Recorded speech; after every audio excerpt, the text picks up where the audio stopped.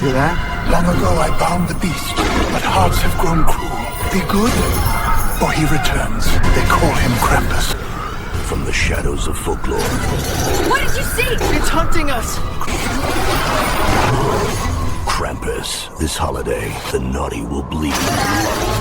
Only the kind will be spared. Oh no.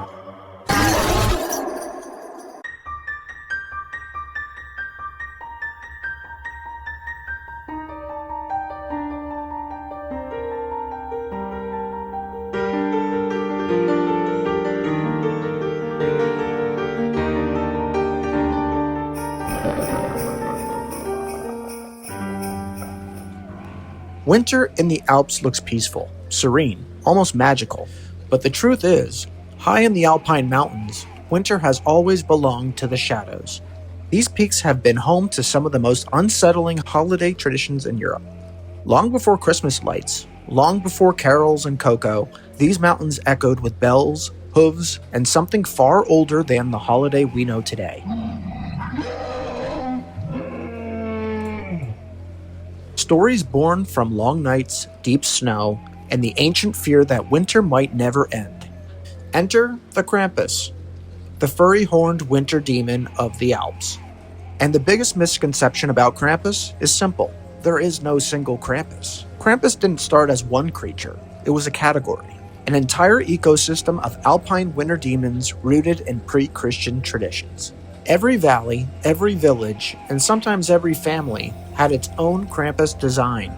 Some were animal-like, some were skeletal, and some almost human but twisted. And because these traditions span so many regions, you'll see different styles across the Alpine belt.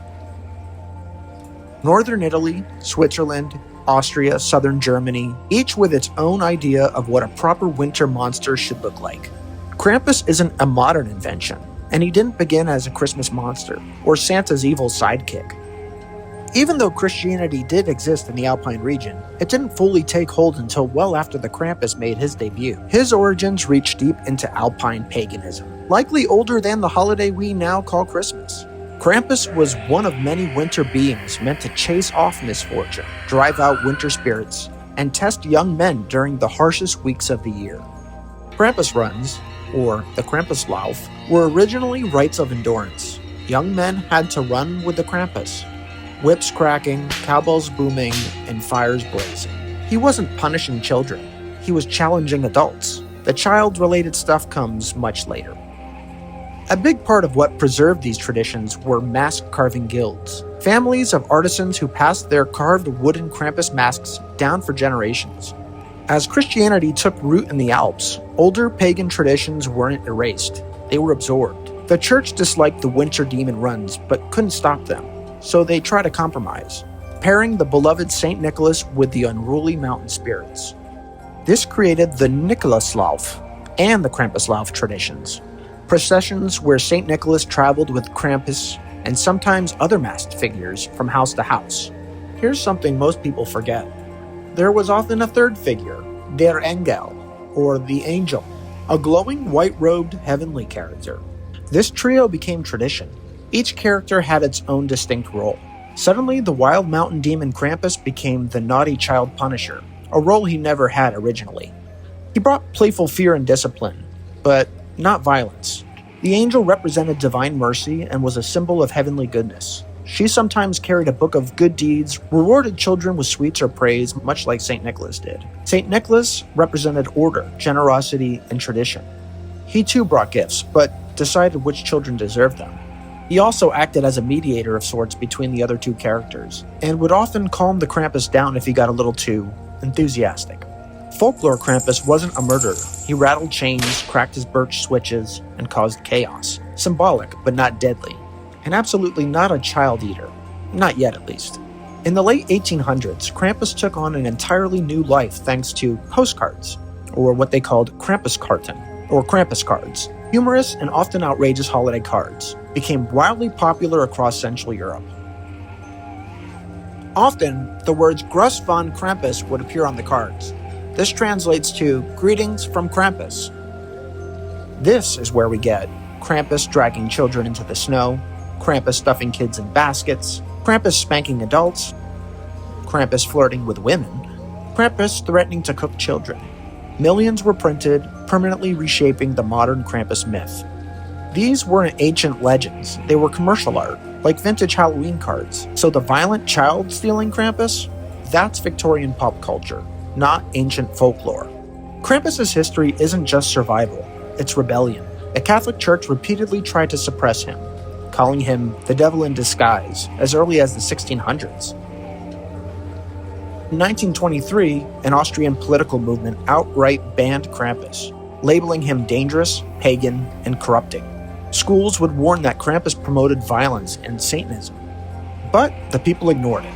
Krampus celebrations went underground, protected by carving guilds, private family rituals, and the small village groups determined to keep the tradition alive.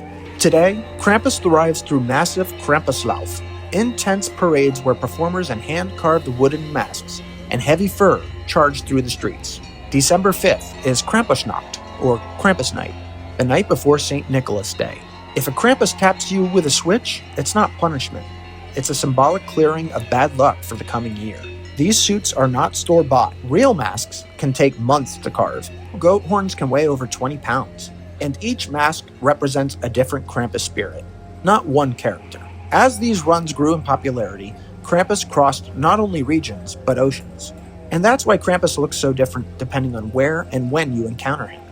Today's Krampus ranges from a traditional winter ally to the full-blown, child-eating Christmas monster that haunts our sugar plum-ridden nightmares. Either way, the legend continues.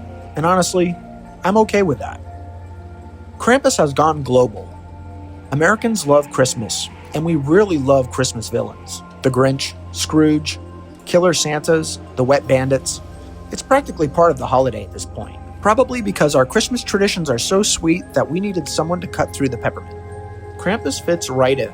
A shadow for our season of lights. So the next time you see Krampus on a Christmas sweater or in a horror movie, remember, you're not looking at one demon. You're seeing echoes of dozens of ancient spirits, guilds, rituals, and winter gods. He's the shadow of Christmas, a reminder that winter once meant both celebration and fear. And this is only the beginning, because basically, everywhere winter was freezing and miserable, people invented something horrifying to blame it on. Let me know your thoughts on Krampus in the comments section. Which Christmas legend scares the eggnog out of you? And don't forget to like, subscribe, and share. It really helps the channel grow. That's it for now, and I'll see you on the other side of Spooky Horizons.